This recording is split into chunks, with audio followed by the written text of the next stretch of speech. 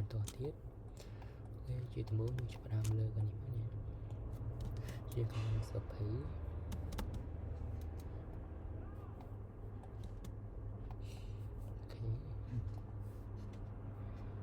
យើងកំណត់សុភីលើកនេះលើ20ស្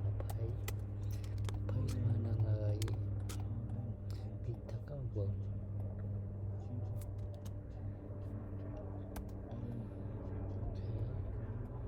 ទៅស្មើ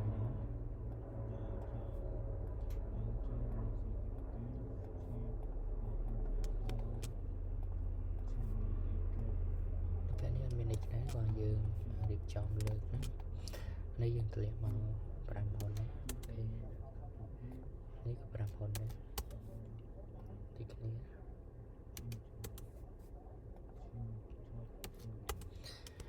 ហើយបន្តមកទៀតយើងចាប់ផ្ដើមលើនេះលើកនេះឡើងហើយ3ម៉ែន20អូខេ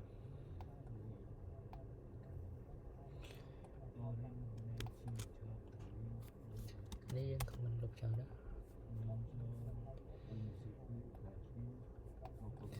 ហើយនៅក្នុងវគ្គនេះគឺយើងអត់មានច្រើនមានតែប៉ុណ្្នឹងទេយើងនឹងជួបគ្នា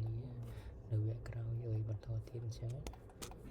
អរគុណច្រើនសម្រាប់ការចូលទស្សនាយើងកុំឲ្យធ្វើទៅច្រើនពេកមកតែតាមបងប្អូនតាមបន្តអញ្ចឹងនេះធ្វើមួយដើម្បីឲ្យយើងតាមតនទៅនេះអរគុណច្រើនជួបគ្នានៅវគ្គក្រោយបន្តទៀតអរគុណ